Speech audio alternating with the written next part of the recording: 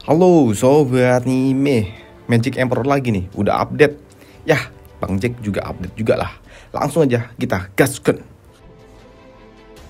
Mereview sedikit dari pas sebelumnya, Ivan yang kembali bertemu dengan sekutunya, yaitu gadis cantik Cucu. Doi pun mendapatkan sambutan yang begitu dingin dari gadis cantik ini. Mendapatkan sambutan yang tidak menyenangkan, yang sangat dingin, membuat Ivan pun memutuskan untuk pergi meninggalkan Cucu tanpa sepatah kata pun. Yang membuat Cucu malah murka dan juga geram dengan sikap dinginnya itu. Tapi setelah mendengar persepsi tentang perasaan Ivan dari orang lain, barulah gadis cantik ini sedikit salting. Sedangkan untuk Ivan sendiri, yang mencari di mana pangeran berada, doi hanya menemukan para kroco-kroconya saja. Dan di situ Ivan pun juga memang sedikit emosi karena telah diacuhkan oleh bebeknya. Doi pun melampiaskannya untuk segera membunuh para kroco-kroco untuk bersenang-senang. Di sini Ivan pun juga berujar kalau dirinya tidak peduli dengan para kroco-kroco ini ataupun tentang reputasinya.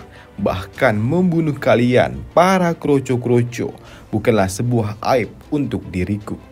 Yang membuat para kroco-kroco ini pun tersentak. Mereka tidak menduga kalau Ivan tidak bersikap seperti para bangsawan dan malah memilih bersikap barbar. Di sini para kroco-kroco juga berpikir di Kekaisaran Tianyu mana ada keluarga kelas rendah, apalagi keluarga kelas 3 yang berani-beraninya memprovokasi 7 bangsawan agung. Dan ini sungguh gila, bocah ini sungguh gila. Tapi bocah ini memang menganggap dirinya rendah dan mengaku kalau ia hanyalah berasal dari keluarga kelas 3. Tapi bocah ini jelas sekali ingin memamerkan kekuatannya. Ya, hal itu pun dibenarkan oleh Ivan. Aku ini mungkin akan terdengar sedikit sombong, tapi aku akan membunuh kalian semua yang ada di tempat ini. Karena aku benar-benar sedang bosan. Ya, aku akan membunuh kalian semua hanya untuk menghilangkan rasa bosanku ini. Di sini Ivan pun juga berujar kalau membunuh beberapa orang bukanlah suatu masalah. Dan yang terpenting bagiku, membunuh kalian itu hanyalah sebuah hiburan. Dan untuk kalian semua, para kroco-kroco ini, siapa yang suruh menjadi musuhku? Hihihi.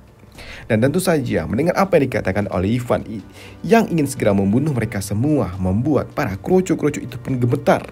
Mereka gemetar ketakutan. Karena mereka memang tahu kekuatan Ivan yang setara dengan 7 tuan muda bangsawan agung. Yang membuat kini para kroco-kroco itu pun lari. Mereka semua lari pontang-panting gak karuan untuk menyelamatkan diri. Mereka semua lari ketakutan sembari berujar, gila, bocah ini benar-benar telah gila, lari, bocah itu adalah iblis. Mendengar itu Ivan pun hanya berujar di dalam hati, membunuh mereka. Para kroco-kroco ini, ini hanyalah sebuah gertakan saja. Karena selama mereka takut kepada diriku, selama mereka takut kepadaku, maka mereka tidak akan pernah lagi berani-berani mengagalkan atau melakukan apapun kepadaku. Bahkan jika memang si kampret Huang Fu dan juga yang lainnya mencoba membuat suatu jebakan, dan selama para kroco-kroco ini takut kepadaku, rencana yang ia buat pasti yang melibatkan mereka ini, melibatkan para kroco-kroco ini pasti akan hancur di saat-saat kritisnya nanti. Di sini untuk dapat lebih memberikan rasa trauma yang mendalam kepada para kroco-kroco. Di sini Ivan pun juga berujar, selama dirinya menunggu si kampret Huang Fu datang, aku akan menghilangkan rasa bosanku dengan cara melampiaskannya kepada kalian semua. Ujar Ivan sembari mengangkat tangannya ke depan dan membentuk suatu atau sebuah dor-dor ajaib di jarinya. Bam, bam, bam.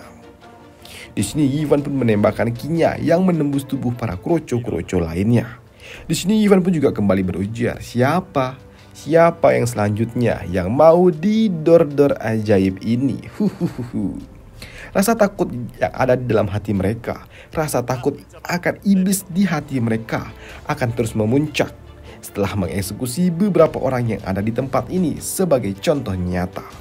Di sini Ivan pun sengaja melakukan dan juga melepaskan beberapa orang agar itu dapat memberikan rasa trauma yang mendalam kepada para kroco-kroco itu. Di sini Yifan juga berujar, selama aku telah memberikan apa yang harus mereka terima, aku jadi merasa terlalu malas untuk mengejar kalian. Dan tiba-tiba saja Yifan pun merasakan ada sesuatu di belakang tubuhnya. Dan ia langsung memutar tubuhnya dengan sangat cepat. Dar! Doi pun menangkap sesuatu yang ada di belakang tubuhnya dengan sangat-sangat cepat. Dan ketika ia melihat siapa itu, Yifan pun cukup terkejut dan ia juga berujar, Kau Yanfu, iya kan? Ujar Yifan kepada bocah yang baru saja ia genggam itu. Di sini Yifan pun juga tidak menyangka kalau ternyata dirinya malah bertemu dengan bocah ini di tempat ini dalam situasi yang ada saat ini.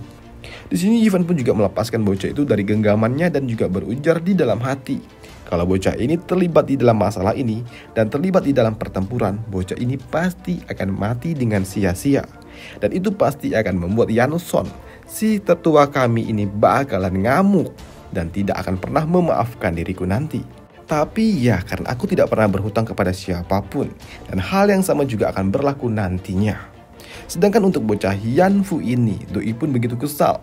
Dengan tubuh yang gemetar, kesal dan benci, bocah ini pun berujar, Sialan, sial kau telah membunuh masterku. Aku bersumpah, aku akan membunuhmu untuk membalaskan dendam masterku, ujar bocah itu dengan lantangnya. Hei, mendengar itu, di sini Yifan pun berujar, kau ingin membunuhku dengan kekuatanmu yang seperti ini? Ya, tetapi aku tahu dengan kekuatanku yang sekarang ini, aku memang tidak bisa mengalahkanmu. Dan sekarang aku juga berada di cengkramanmu ini. Bunuh aja aku. Jika kau punya nyali, bunuh aku. Biarkan aku pergi menemui masterku. Aku tidak layak menjadi murid dari masterku karena aku tidak bisa balas dendam. Tapi paling tidak, setidaknya aku bisa lakukan. Yang bisa kulakukan hanyalah melayani masterku di dunia bawah. Wow, mendengar itu, di sini Yifan pun juga sedikit tersentak. Ia tidak menduga kalau ternyata bocah pengecut ini ternyata memiliki kesetiaan yang seperti itu. Wow, ini sungguh langka. Tidak heran jika si kampret Yanson itu ternyata memang sangat menyayangi bocah ini. Mendengar itu semua, di sini Yifan pun juga melepaskan bocah Yanfu ini dan ia juga berujar, tenanglah bocah, jangan khawatir. Aku tidak akan membunuhmu, begitu juga dengan mastermu. Tapi tiba-tiba saja Yifan pun cukup tersentak ketika ia merasakan ada sesuatu yang mendekatinya. Dan benar saja, kini dari ujung jalan tiba-tiba saja ada yang mendekatinya. Dan orang itu adalah para tuan muda bangsawan. Di mana Wang Fu datang dan ia juga berujar, pada akhirnya kau datang menemuiku, bocah. Di sini Yifan pun juga menyambutnya dengan berujar, tentu saja, bagaimana mungkin aku menolak undanganmu, tuan muda? Seorang suaring demon, sesuai dengan yang dirumorkan. Kau sungguh selalu membuat keributan di mana kau pergi. Bahkan kau tidak mengampuni orang-orang yang lemah. Hal itu pun lalu disambut oleh si kampret jelek ini. Doi berujar, dengan kemampuanmu itu, kau hanya mempermalukan dirimu saja dengan cara membunuh para kroco-kroco itu. Dan itu pun langsung disambut oleh Yifan yang berujar, aku ini hanya bersenang-senang saja. Di sini Yifan pun juga berujar, apakah kau akan menangisinya jika aku mengambil nyawa bocah ini? Tidak. Tentu saja tidak, ujar Wang Fu. Tapi sekarang aku ada di sini. Jika kau ingin bermain-main di sini, tuan muda ini akan menemanimu. Dan untuk bocah ini, bocah yang ada di dekatmu itu, kau bisa membunuhnya jika kau mau. Dan selanjutnya, tuan muda inilah yang akan mengajarimu tentang apa itu kekuatan sejati. Dan itu pun cukup untuk membuat Yanfu ini terkejut. Doi tidak menduga kalau ternyata pangeran tidak akan melindungi dirinya yang merupakan sekutu dari pangeran juga. Dengan tubuh yang gemetar ketakutan, bocah ini pun juga berujar di dalam hatinya kalau itu sebenarnya tidak terlalu masalah untuk dirinya. Karena master dan juga murid bisa mati di tangan Zoufan. Ini adalah sesuatu yang pantas dan setidaknya itu terjadi karena Zoufan adalah musuh kami. Dan itu jauh lebih baik daripada aku harus mati di tangan klanku sendiri. Melihat sikap dari bocah itu, di sini Yifan pun juga berujar, bocah Yanfu, untuk seorang pria sepertimu, membiarkan kau hidup dan membuat rasa sakit itu terus ada. itu lebih manis. Hihihi, ujar Ivan sembari memeluk bocah itu. Di sini Ivan pun juga berujar kalau dirinya sungguh senang.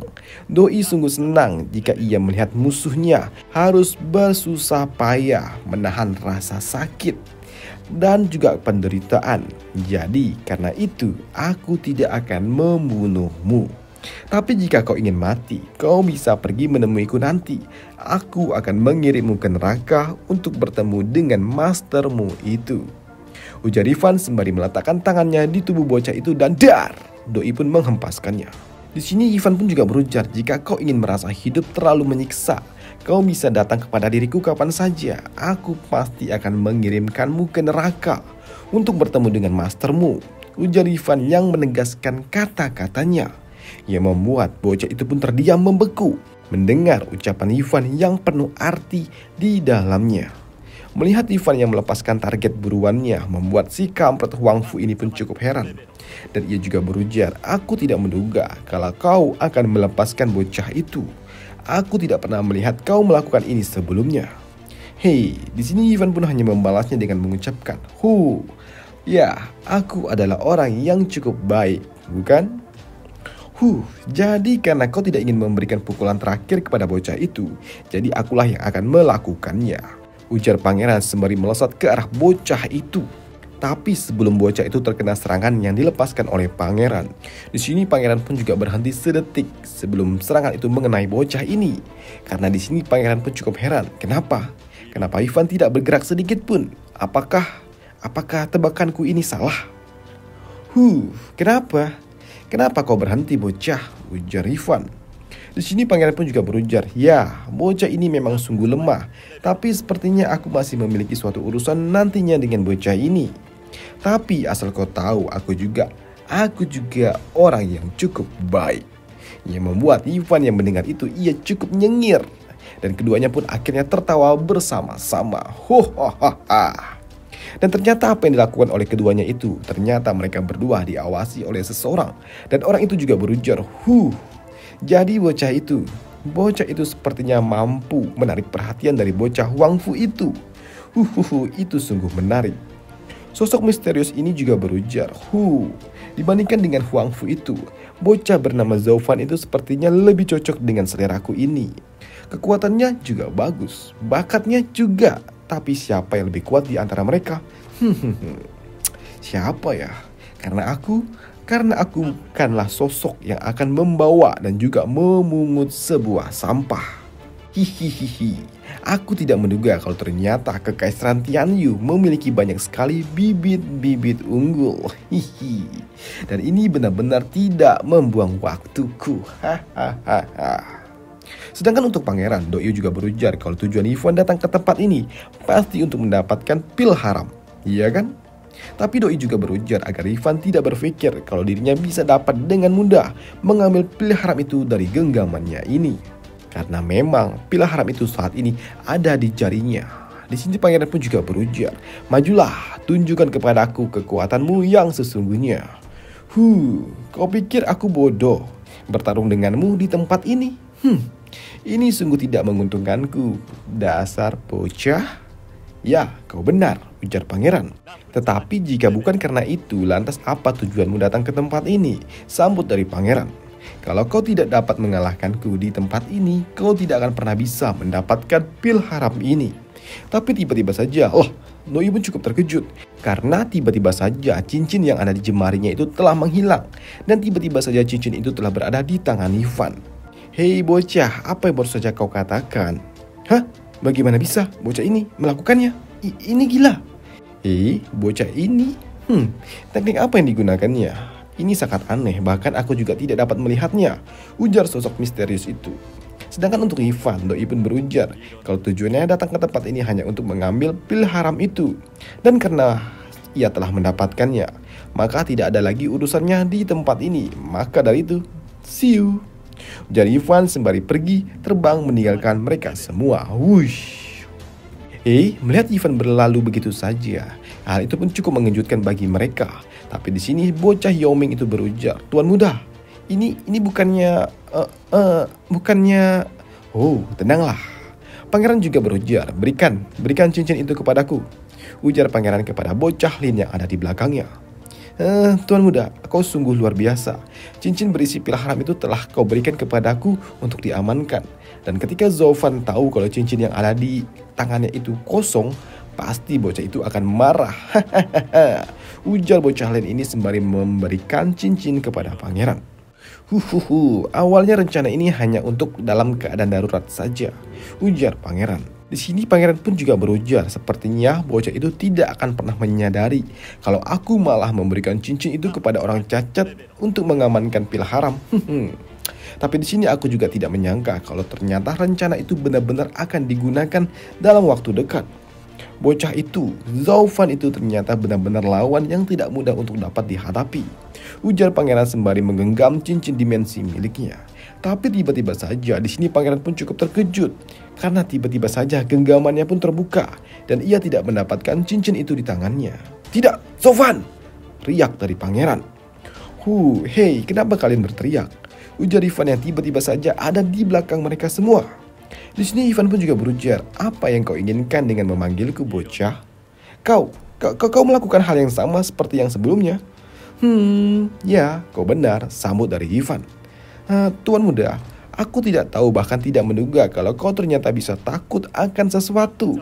Kau tidak berniat untuk memberitahuku di mana pil haram itu berada dan mencoba untuk menipuku. Apakah mungkin kau takut? Apakah kau takut kalah dengan diriku?" ujar Ivan yang membuat pangeran pun terdiam.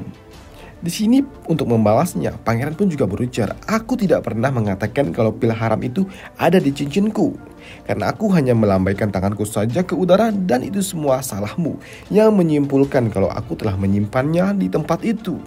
Dan bagaimana bisa kau menyimpulkan kalau aku telah menipumu?" Bacot. Tapi karena pil haram itu sudah ada di tanganku saat ini, aku akan benar-benar pergi kali ini dan bye dan selamat tinggal semuanya. Dan benar saja di sini Ivan pun benar-benar pergi meninggalkan mereka semua. Dan Doi pun pergi dengan cara menghilang yang membuat mereka semua pun cukup terkejut. Lah, kok bisa? Bocah itu tiba-tiba saja datang dan tiba-tiba saja pergi. Dan ini sangat tidak masuk akal. Tuan muda, keuntungan jangka pendek kita tidak sesuai, Tuan. Zhou Fan ini terlalu aneh untuk dapat kita hadapi, Tuan. Bocah itu memiliki kekuatan mistis, Tuan, ujar naga Yoming ini. Tuan muda, kalau begini terus, kita akan kesulitan di masa depan. Dan jika kita tidak dapat menjebaknya hari ini, lantas pertarungan selanjutnya, bocah itu pasti akan menjatuhkan kita satu persatu. Bahkan kita tidak dapat menyentuhnya, Tuan. Tuan, itu benar-benar sangat buruk, Tuan. Tidak masalah, kampret. Kau terlalu panik, Kimbe. Tuan Leng telah memperkirakan ini semua. Tuan Leng telah memprediksi ini. Bukankah rencana kita sebelumnya disiapkan untuk berurusan dengan dirinya? Apa? Jadi maksudmu? Ya, aku ngerti. Aku akan pergi mengumpulkan orang-orang yang tersebar yang ketakutan itu dan menginstruksikan agar mereka berlatih lebih keras lagi, Tuan. Tidak, itu tidak perlu. Mereka tidak lagi berguna untuk diriku. Biarkan saja mereka semua mati di gunung ini. Cari saja pengikut kita yang lainnya yang masih hilang. Cari mereka bersama-sama dan minta mereka untuk membantunya sebagai ganti. Di sini pangeran juga berujar, "Oi bocah, apakah kalian tahu apa perbedaan bantuan dan juga beban yang tidak berguna? Bantuan itu memberikan kita dukungan dalam mencapai apa yang ingin kita capai. Sedangkan beban itu adalah orang yang hanya akan menahan pergerakan kita. Pada saat kritis, mungkin saja para beban itu akan dapat membuat kita kehilangan nyawa. Orang-orang itu mungkin dapat membantu kita dan mengendalikan Zhou Fan sebelumnya. Tapi sekarang, mereka itu ketakutan dengan Zhou Fan. Mereka hanya akan menjadi beban bagi kita." Ya, di sini ini merujuk kepada para kroco-kroco yang sebelumnya dibiarkan kabur itu loh sama Ivan. Paham kan maksudnya? Oke, lanjut. Di sini pangeran pun juga berujar, jika mereka terus ikut itu para kroco-kroco yang kabur itu, mungkin saja mereka benar-benar akan membuat mereka terbunuh di situasi kritis. Dan itulah sebabnya aku akan membuang mereka. Atau mungkin kalian ingin terseret dan ikut dengan para beban-beban itu dan mati di tangan Zhou Fan. Yang membuat para kroco-kroco itu pun terdiam. Dan kau, Yu Yunxiang, dasar bocah Yoming, Apakah kau tidak penasaran? Kenapa? Kenapa aku membiarkan kelompok kecil itu pergi? Kelompok milik Menara Huan Yu itu pergi.